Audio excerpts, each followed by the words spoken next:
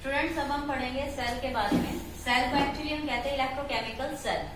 तो जो electrochemical cell है वो एक्चुअली एक एनर्जी कन्वर्टर होता है जो केमिकल एनर्जी को इलेक्ट्रिकल एनर्जी में कन्वर्ट करता है। तो अगर हम एक सेल की सिंपल सी डेफिनेशन देना चाहें तो हम क्या कहेंगे कि cell is a device. It is a device which convert chemical energy into electrical energy. Chemical reaction इसमें होती है और केमिकल रिएक्शंस की एनर्जी को हम केमिकल एनर्जी बोलते हैं, और ये जो सेल है ये केमिकल एनर्जी को इलेक्ट्रिकल एनर्जी में कन्वर्ट करता है। तो स्टूडेंट्स जो सेल है वो दो टाइप के होते हैं। तो टाइप्स ऑफ सेल जो सबसे पहले बने थे उन्हें हम कहते हैं प्राइमरी सेल, और इनके बाद जो बने उन्हें हम कहते हैं सेकेंडरी सेल।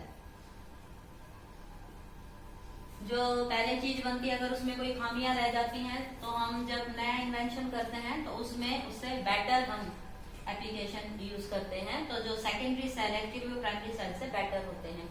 काफी एक्सटेंड तक इनकी जो पावर एफिशिएंसी है, वर्क आउटपुट है, वो प्राइमरी सेल से काफी अच्छी है। लेकिन फिर भी इन दोनों में एक डिफरेंस है। वो डिफरेंस क्या है कि एक्चुअली जो प्राइमरी सेल है उनमें जो एनर्जी कन्वर्जन है केमिकल टू इलेक्ट्रिकल मीन्स ये सिंपल एक इरिवर्सिबल रिएक्शंस फॉलो करते हैं।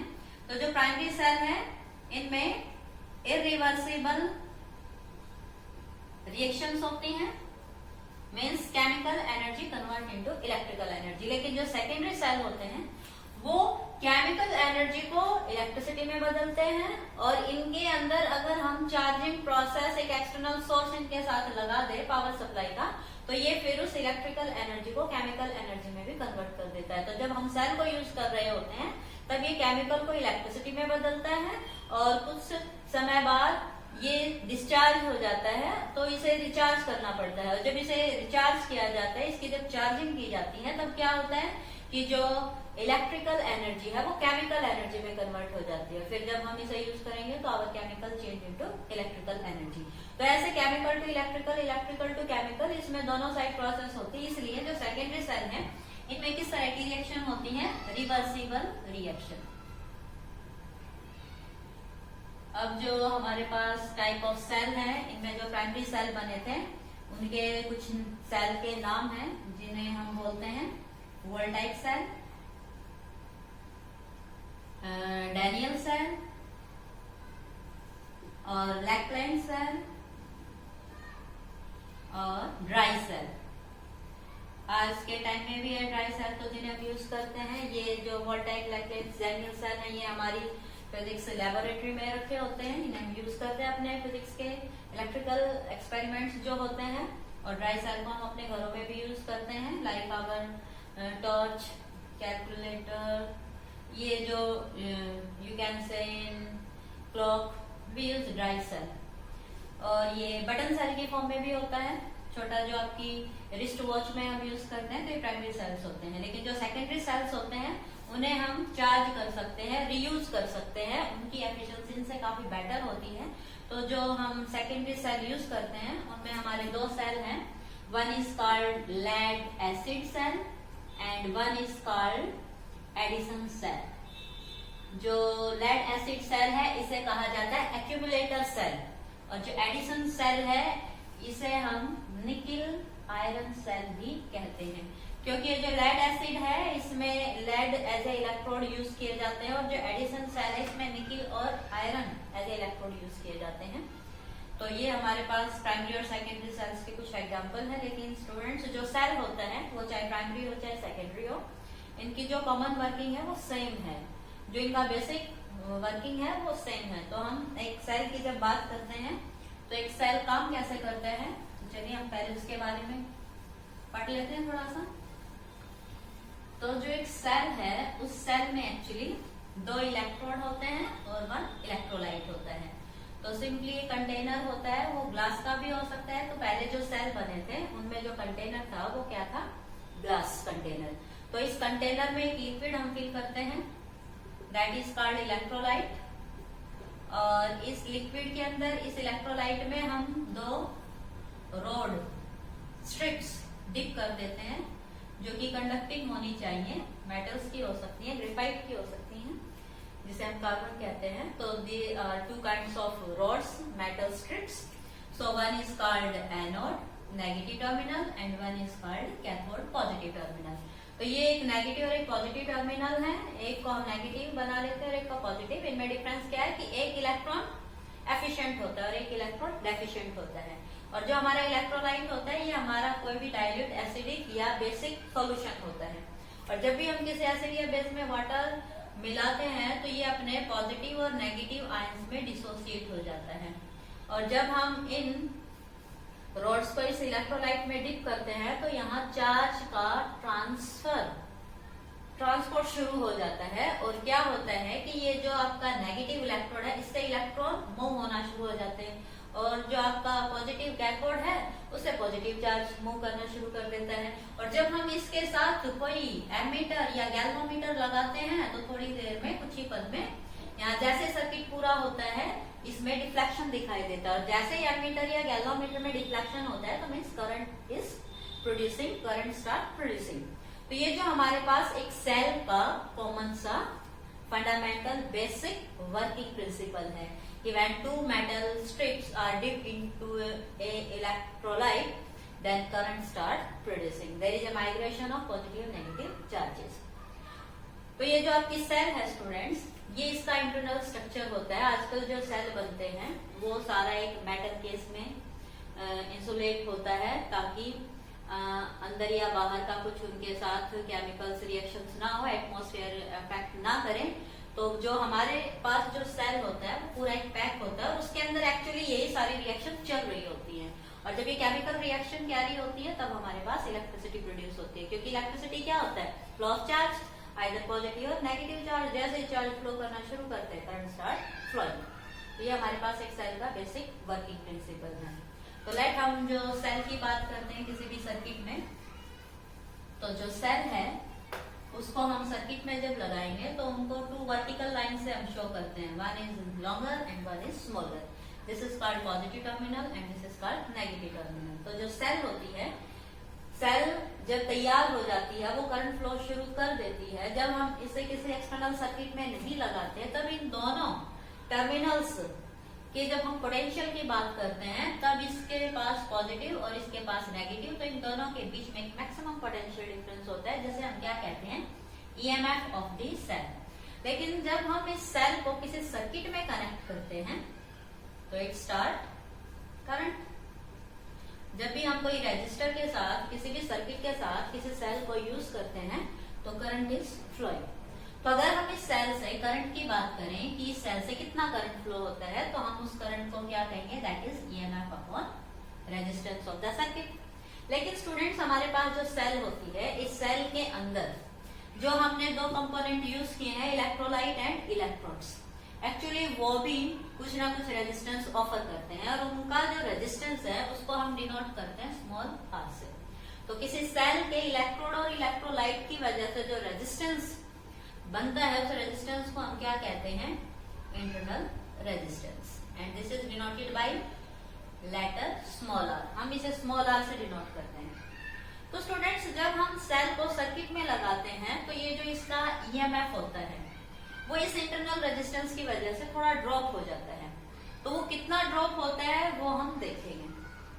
तो जो हमने कहा कि जो करंट फ्लो होगा उस करंट में रेजिस्टेंस ऑफ द सर्किट, तो यहाँ एक रेजिस्टेंस जो हमने एक्सटर्नल में लगा रखा है और एक रेजिस्टेंस खुद हमारी सेल ऑफर कर रही है। तो यहाँ जो अब करंट होगा इस इंटरनल रेजिस्टेंस की वजह से वो क्या हो जाएगा, E upon R plus R. यहाँ रेजिस्टेंस इंक्रीज हो गया तो इस इंटरनल रेजिस्टेंस की वजह से हमारा जो करंट है उस पर इफेक्ट होगा।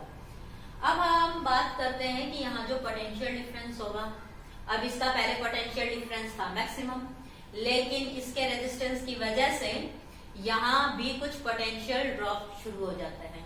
और यहाँ जो पोटेंशियल ड्रॉप होता है वो उतना ही होता है जितना पोटेंशियल डिफरेंस इस एक्सटर्नल रेजिस्टेंस के अक्रॉस ड्रॉप हुआ है। तो जब हम किसी रेजिस्टेंस के अक्रॉस पोटेंशियल डिफरेंस की बात करते हैं तो पोटेंशियल डिफरेंस होता है I इंटू आर। तो जो इसके अक्रॉस पोटेंशियल डिफरेंस है वही पोटेंशियल डिफरेंस अब इसके अक्रॉस बन जाएगा। लेकिन अब जो इसका पोटेंशियल डिफरेंस है वो E नहीं होगा, वो कुछ लेस रिड्यूस हो जाएगा। और कितना हो जाएगा कि यहाँ इस इंटरनल रेजिस्टेंस की वजह से भी कुछ पोटेंशियल ड्रॉप है, और इसकी वजह से पोटेंशियल ड्रॉप क्या हो जाएगा, I इंटू आर। आई जो सर्किट में करंट फ्लो कर रहा है वो, और आर इसका इंटरनल रेजिस्टेंस। तो this is the terminal potential difference of the cell, या potential difference across the end of this resistance. तो these are two same things. तो यहाँ जब हम इस सेल के इंटरनल रेजिस्टेंस के बात करेंगे कि ये कितना होना चाहिए, तो इस पोटेंशियल डिफरेंस को पढ़ने के लिए हम सर्किट में क्या लगाते हैं, वोल्टमीटर। तो जो वोल्टमीटर होता है, जब ये रेजिस्टेंस नहीं लगा हुआ था तब इस वोल्टमीटर की रीडिंग कुछ थी, लेकिन जैसे ही रेजिस्टेंस आ जाता है इस वोल्टमीटर की रीडिंग चेंज हो जाती है, डिक्रीज हो जाती है। And how much, E minus I R. पहले जो EMF था उससे कुछ लेस हो जाता है, और कितना लेस हो जाता है, I इंटू आर। तो अगर आपको इंटरनल रेजिस्टेंस की वैल्यू निकालनी है, क्योंकि न्यूमेरिकल्स में एग्जाम्स में ऐसी प्रॉब्लम्स आ जाती हैं, तो आप यहाँ से इस इंटरनल रेजिस्टेंस की वैल्यू निकाल सकते हो। और ये इंटरनल रेजिस्टेंस क्या आ जाएगा, that is E minus V upon I. Okay, और जब हम बात करते हैं करंट की, अगर आपको करंट की भी वैल्यू निकालनी है तो आप यहाँ से करंट निकाल सकते हैं, और करंट क्या हो जाएगा, V अपॉन आर। तो जो वोल्टमीटर की रीडिंग है वो आप यहाँ पुट कर दीजिए, तो आपके पास इस इंटरनल रेजिस्टेंस का एक फॉर्मूला और बन जाएगा, that is E minus V upon I, और I क्या हो जाएगा, V अपॉन आर। तो this is the internal resistance of the cell, either this और this, both can you use। तो जैसे आपके पास कंडीशन हो आप उसके अकॉर्डिंग आर की वैल्यू निकाल सकते हैं।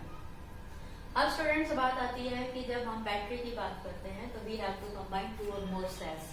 तो जब हमारे पास 2 या इससे ज्यादा सेल्स होती हैं तो हम उनको कंबाइन करके इनकी एफिशिएंसी को, करंट की वैल्यूज को बढ़ा सकते हैं, चेंज कर सकते हैं। और जो करंट की वैल्यू होगी वो इंक्रीज होगी। जब आप इन्हें सीरीज या पैरेलल में लगाते हैं तो वो करंट की वैल्यू कैसे चेंज होगी, कैसे सेल्स का जो रिजल्टेंट EMF है, इफेक्टिव रेजिस्टेंस है 2 और मोर सेल के कंबाइन होने से, वो अब हम करेंगे कि हाउ द 2 और more cells when combine with each other in the series of parallel, then what will be the value of resultant EMF and internal resistance या amount of current that flow in the circuit। तो let हम sales combinations की बात करेंगे, और जो cell combinations हैं वो 2 तरह से हम पढ़ते हैं। बेसिकली सेल्स कॉम्बिनेशंस को हम क्या कहेंगे, वही जैसे रेजिस्टेंस में हमने पढ़ा था कि we can combine them in series और इन पैरेलल, लेकिन यहाँ सेल को हम सीरीज और पैरेलल मिक्स भी कर सकते हैं। तो यहाँ आपके पास एक आपके सिलेबस में और है topic, that is mix grouping. इस मिक्स ग्रुपिंग के अंदर क्या होता है कि सेल्स को हम सीरीज में भी लगाएंगे, पैरेलल में भी लगाएंगे। तो 1 bye 1 we will discuss about cells combination। तो first of all we discuss about series combination। तो जो सीरीज कॉम्बिनेशन है, तो सेल्स आपके पास जो है उनको सीरीज में लगा लीजिए। तो let we have 2 cells, and to end जब हम इन्हें कंबाइन करते हैं कि एक का नेगेटिव टर्मिनल दूसरे के पॉजिटिव टर्मिनल से, तो ये जो सेल है इसका EMF है लेट E1 और इसका जो इंटरनल रेजिस्टेंस है लेट R1। ये जो सेल है इसका EMF है लेट E2 और इसका इंटरनल रेजिस्टेंस है R2। तो ये सेल से अपना अपना करंट देंगी, लेकिन इन दोनों की वजह से, क्योंकि इनको सीरीज में हमने लगा रखा है, तो जो करंट होगा इन दोनों की वजह से रिजल्टेंट वो क्या होगा, I। क्योंकि सीरीज कॉम्बिनेशन में सर्किट में करंट क्या फ्लो करता है, सेम। जितने भी कंपोनेंट हम सब में से सेम करंट फ्लो करता है। तो यहाँ जो करंट है वो जो इसने और इसने मिलके दिया है वो क्या है, I। बट यहाँ हमारे पास 2 एंड्स हैं फॉर द फर्स्ट सेल, और इसी तरह से 2 एंड्स होंगे फॉर दिस सेकंड सेल। तो there is a potential drop, there is a potential difference. तो लेट हम इस वाली सेल के पोटेंशियल डिफरेंस की बात करते हैं कि यहाँ कितना पोटेंशियल डिफरेंस होगा। तो हमने जो अभी पढ़ा था कि पोटेंशियल डिफरेंस होता है वो होता है E माइनस आई आर। तो हम जब इसके पोटेंशियल डिफरेंस की बात करेंगे तो V1 E1 माइनस आई R1, और जब इसके पोटेंशियल डिफरेंस की हम बात करेंगे तो क्या हो जाएगा, V2 और E2 minus I of R1। अब हमें चाहिए इस पूरे सर्किट के पोटेंशियल डिफरेंस के बारे में। तो इस सर्किट का जो पूरा पोटेंशियल डिफरेंस होगा वो क्या होगा, potential difference of this plus potential difference of this. तो यहाँ हमारे पास क्या आ गया, इन दोनों की वजह से एक टोटल पोटेंशियल डिफरेंस, और वो क्या हो जाएगा V1 प्लस V2। और जो V1 है वो क्या होगा, अभी हमने जो लिखा था प्लस V2। अब इन्हें आप रीअरेंज कर लीजिए, रीअरेंज करेंगे तो जो ई आईज हैं उनको एक तरफ रख लेंगे और जो आपके पास आई आर है उनको एक तरफ रख लेंगे। यहाँ से इसको थोड़ा सा और सिंप्लीफाई कर लेते हैं हम। आई को आप कॉमन निकाल लीजिए, R1 plus R2, this is our V। तो देखिए स्टूडेंट्स, जो हमारे पास इक्वेशन आई है, इस इक्वेशन को हम इससे अगर मैच करते हैं कि V is equal to E, तो ये सारा हमारा EMF है कि जब हम दो सेल्स को कंबाइन करते हैं सीरीज में, तो इस सर्किट का जो रिजल्टेंट EMF होगा वो क्या होगा, E1 प्लस E2।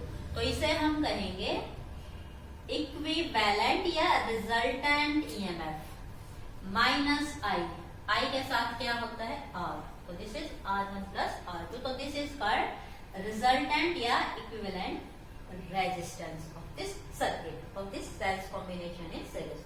तो हमारे पास जो रिक्वायर्ड इक्वेशन है वो क्या आ गई, क्योंकि हमें क्या ही निकालना था, रेजिस्टेंस एंड EMF। तो जब हमारे पास 2 और मोर सेल सर्किट में हम कंबाइन करते हैं तो हमारे सर्किट का जो टोटल EMF हो जाता है, इक्विवेलेंट EMF जो हो जाता है, वो क्या हो जाता है, सम ऑफ ऑल द इंडिविजुअल। अगर आपके पास 2 या इससे ज्यादा है तो आप उनको भी सिंपली क्या लिख सकते हैं, एड ऑफ ऑल दिस।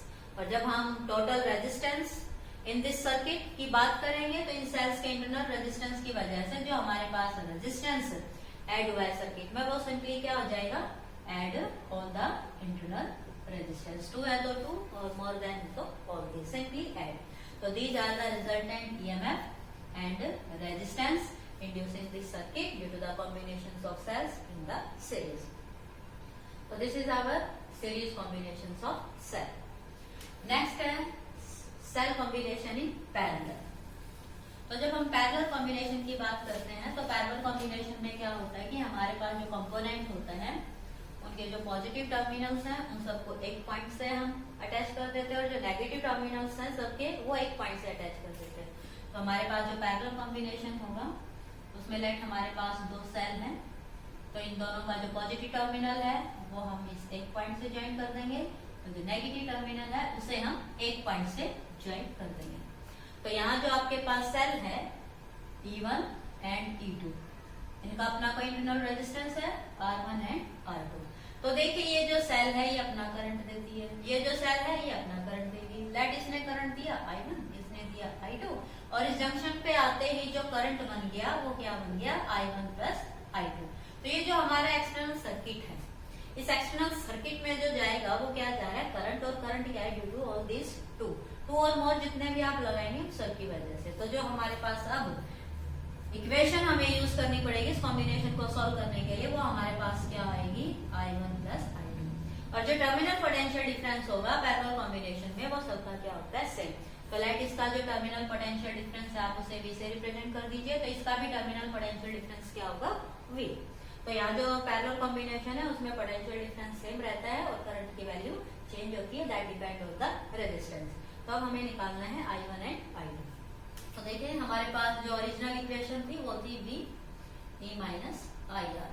तो जब हम I की बात करते हैं तो हमारे पास जो करंट होगा वो करंट क्या हो जाएगा, that is E minus V, okay, and upon R। तो हम इस इक्वेशन को यहाँ यूटिलाइज कर लेंगे, तो हमारे पास क्या बन जाएगा, I1। तो I1 आप यूज करोगे तो E1 minus V upon R, और जब आप I2 की बात करोगे तो E2 minus V upon R2। आप इन्हें जब सॉल्व करते हैं तो क्या बन जाएगा, this this this and this. हमें एक बार इन्हें सेपरेट करना पड़ेगा ताकि हमारी इक्वेशन सिंप्लीफाई हो जाए। तो ये जो आपके पास आया है इसमें आप EMF को एक साइड कर लीजिए, जिसमें भी EI टर्म्स हैं, और बाकी जो टर्म्स हैं उन्हें एक साइड कर लीजिए। तो V R1 minus V of R2। हम इसे और थोड़ा सा सिंप्लीफाई करेंगे तो ये बन जाएगा E1। अगर आप इन्हें सॉल्व करते हैं तो सॉल्व करके एलसीएम इनका ले लीजिए, इनका ले लीजिए, एक नई फॉर्म में लिखने जा रहे हैं डायरेक्ट। तो E1 R2 plus E2 R1 upon R1 R2 minus V आपके पास कॉमन आ जाएगा, और ये जो R आईज हैं ये आपके पास क्या बन जाएगी, माइनस V कॉमन लेने say that become R2 plus R1 upon R1 R2, okay. तो यहाँ जो आपके पास अब करंट है वो करंट क्या बन गया, दिस माइनस दिस। लेकिन हमें क्या चाहिए, net E and net R। तो हमें इसे थोड़ा सा और ट्रांसफॉर्म करना पड़ेगा और हमारे पास अब जो नई फॉर्म आएगी वो क्या बन जाएगी, क्योंकि हमें इक्वेशन चाहिए total EMF and total resistance, तो हमें इसे थोड़ा सा और सॉल्व करना पड़ेगा। और ये जो अब आपके पास इक्वेशन थी किसकी थी, I की, और ये जो करंट है ये करंट क्या है, this one, R1 R2 minus V R1 R2 upon R1 R2। हमें चाहिए V पहले, तो आप इस पूरी नेगेटिव टर्म्स को इधर ले आइए, क्या बन जाएगा आपके पास, V of R1 plus R2 upon R1 R2, और ये इधर आ जाएगा तो आपके पास क्या बन जाएगा, क्योंकि इसे हम इधर लेके आए तो प्लस और ये इधर जाएगा तो क्या बन जाएगा, minus, that is R1 R2 minus I। Okay, इसे हटाई दीजिए, कोई जरूरत नहीं है, अब इसकी हम लिख चुके हैं, तो this is our minus I। अब हमें चाहिए सिर्फ V, तो इस पूरी टर्म को आप इधर ट्रांसफर जब करेंगे तो जो R1 R2 है ये आपस में कैंसिल हो जाएंगे और ये पूरा फैक्टर इसके साथ इधर शिफ्ट हो जाएगा। जो आपकी इक्वेशन है वो बन जाएगी V इज इक्वल टू E1 R2 E2 R1 upon R1 plus R2 and minus E, and this is our R1 R2 upon R1 plus R2। तो देखिए ये जो हमारी इक्वेशन थी V is equal to E minus I R, तो ये जो टर्म है ये सारा का सारा हमारा क्या बन गया, resultant EMF, equivalent EMF of this parallel combination, and this is our resultant resistance, equivalent resistance of this parallel combinations of cell when they are combined in parallel।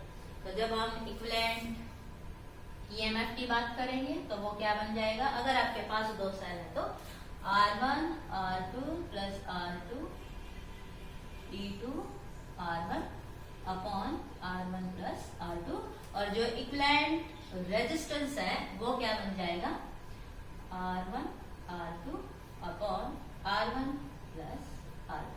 So this is your resultant resistance and this is your resultant EMF। तो ये हमारे पास parallel combination में EMF और resistance की value आ जाएगी। अगर आपके पास दो हैं तो आप ऐसे लिखेंगे और दो से ज्यादा है तो आप इस इक्वेशन को फर्दर सॉल्व करते रहिए, 3 के लिए, 4 के लिए, एनालिसिस के लिए।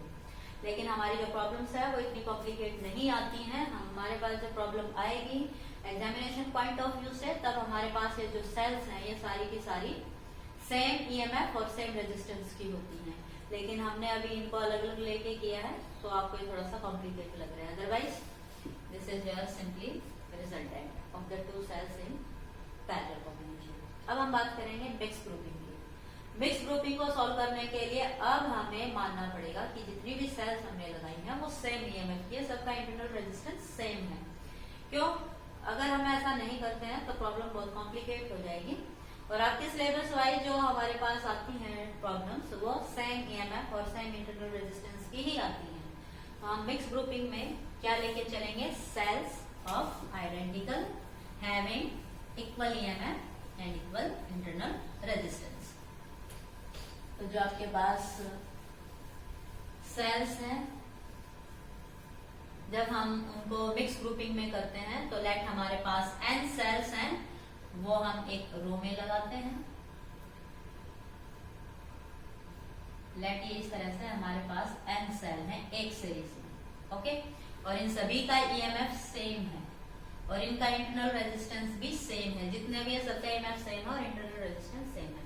अब हम इस तरह से m रोज बना लेंगे, ओके, और ये जो m रोज हैं बना के इन सब को हम क्या कर लेंगे, पैरेलल कॉम्बिनेशन में। यहाँ बीच में बहुत सारी इस तरह की रोज होंगी जिनमें हर रो में n सेल्स होंगी, चाहे आप इसको थोड़ा सा और एक्सटेंड कर लीजिए, ओके।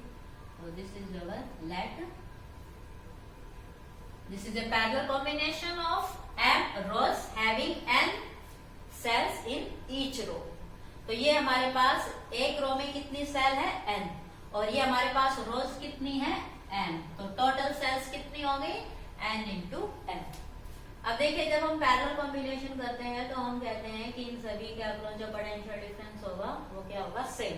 तो हमारे पास जो एक रो है इसका पोटेंशियल डिफरेंस क्या होगा, n इंटू ई। क्या होगा n इंटू ई। यहाँ जो पोटेंशियल डिफरेंस है हम उसे क्या मान लेते हैं, एक का तो है ई और n का क्या हो जाएगा, सबका ऐड होके n इंटू ई।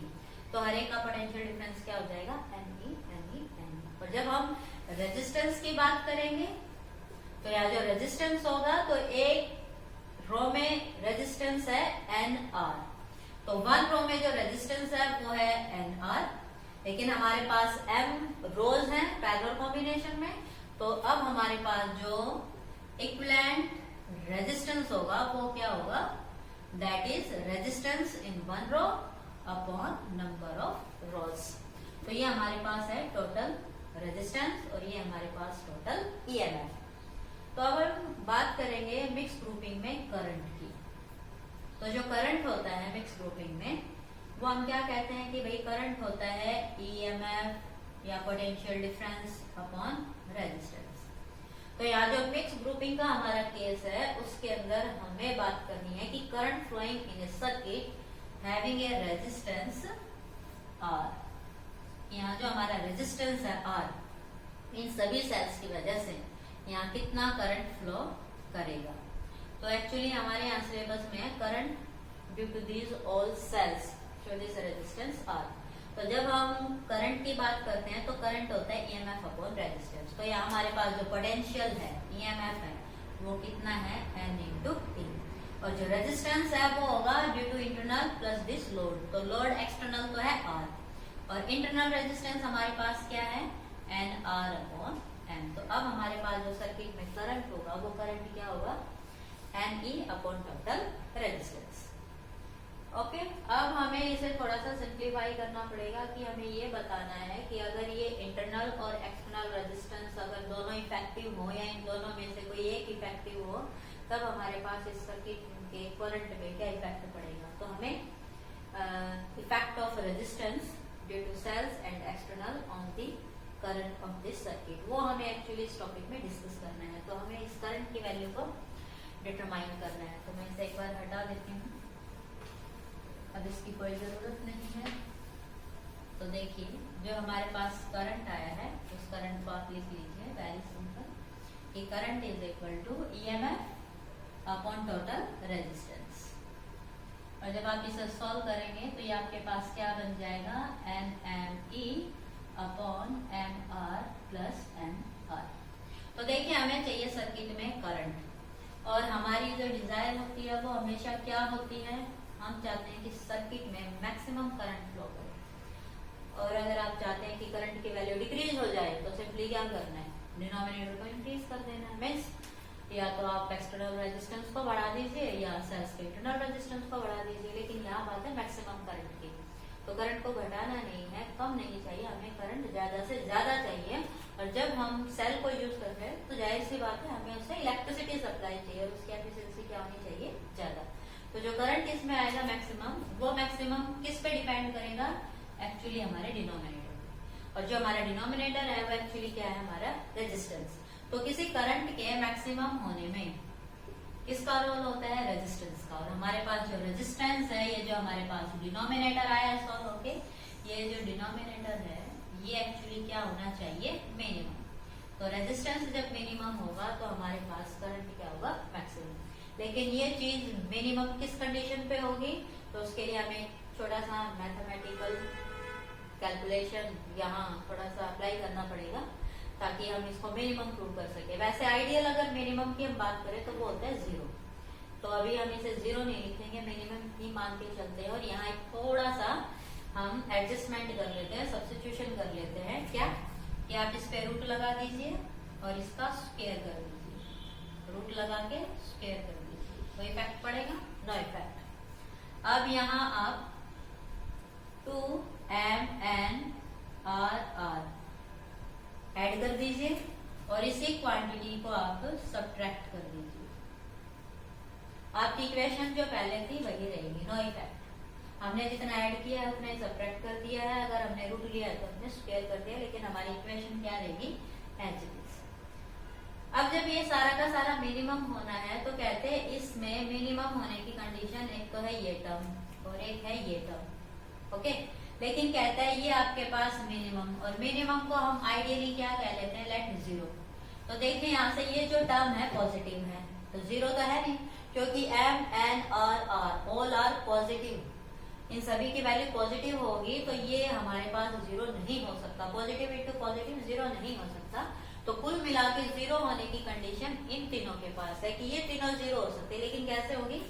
अगर आप इन्हें सॉल्व करते हैं, तो जब आप इन्हें सॉल्व करेंगे तो ये हमारे पास देखिए एक फॉर्मूला बन जाता है मैथमेटिकल आईडी कि a square plus b square minus 2ab, तो ये हमारे पास एक टर्म बन गई a माइनस b का होल स्क्वायर, और ये मिनिमम है तो इसे हम क्या मान लेते हैं, लेट जीरो। तो ये जो आपके पास तीनों टर्म है इनको मैंने सिंप्लीफाई करके क्या लिख दिया, a माइनस बी का स्क्वायर, और ये मिनिमम है तो लेट कितना है, जीरो। तो ये जब हम वैल्यू सॉल्व करेंगे तो taking root on both side, तो जब रूट लेंगे तो हमारा स्क्वायर खत्म हो जाएगा, जीरो का रूट क्या होता है, जीरो। तो हमारे पास नई जो इक्वेशन आ गई वो क्या बन गई, दिस। अब ये नेगेटिव है, इसे हम इधर ले जाएंगे तो क्या बन जाएगा, पॉजिटिव, और अब हमें रूट को भी रिमूव करना है तो squaring on both side, squaring on both side से रूट कैंसिल हो जाएगा और हमारे पास इक्वेशन में बन जाएगा दिस। और अब हम यहाँ बात करें कि r is equal to n by N of r। तो स्टूडेंट्स जो हमारे पास r है अगर वो इसके इक्वल हो जाए, मीन्स हमारा जो एक्सटर्नल रेजिस्टेंस है अगर वो इंटरनल रेजिस्टेंस के बराबर हो जाए, तब हमारा डिनोमिनेटर क्या होगा, मिनिमम, और हमारे पास करंट क्या होगा, मैक्सिमम। तो इस डिनोमिनेटर के मिनिमम होने की जो रिक्वायरमेंट है वो हमारे पास क्या है, relation between external and internal resistance of the circuit. The maximum current will flow if external resistance is equal to internal resistance. Okay? तो यहाँ एक दो केस भी डिस्कस कर रखे हैं कि अगर हमारे पास एक्सटर्नल रेजिस्टेंस नेग्लिजिबल हो तो क्या होगा, इंटरनल रेजिस्टेंस नेग्लिजिबल हो तो क्या होगा, करंट पे क्या इफेक्ट पड़ेगा। जो इतनी सारी सेल्स हमने लगाई है उनकी वजह से जो करंट बन रहा है उस पर क्या इफेक्ट पड़ेगा। तो देखें जो करंट है वो हमने लिखा N F E upon M R plus N R, ये आप इसे लिख सकते हैं। तो देखिए अगर हमारे पास एक्सटर्नल रेजिस्टेंस नेग्लिजिबल हो, means internal resistance is very large as compare to external resistance, तो हमारे पास जो करंट है वो करंट क्या बन जाएगा, एन आर। ओके, या आप इसको इस इक्वेशन में भी सॉल्व कर सकते हैं। अगर आप इस इक्वेशन में सॉल्व करेंगे तो हमारे पास ये थोड़ा सा और रिफॉर्म हो जाएगा, और इसे हम क्या लिख सकते हैं, that will become N E upon N R. वैसे भी इसको उसी फॉर्म में आना है, ये आपके पास बन जाएगा M time of E upon R. तो चाहे आप इसमें यूटिलाइज करो चाहे इसमें यूटिलाइज करो, कोई इफेक्ट नहीं पड़ना। हमारे पास जो करंट होगा वो करंट क्या होगा, M time of current due to a single cell. Okay, लेकिन अगर हमारे पास एक्सटर्नल रेजिस्टेंस की वैल्यू ज्यादा हो इंटरनल रेजिस्टेंस से, तब हमारे पास करंट पे क्या इफेक्ट पड़ेगा। आप दोनों में से कोई भी इक्वेशन यूज करेंगे तो let N N M E upon M R.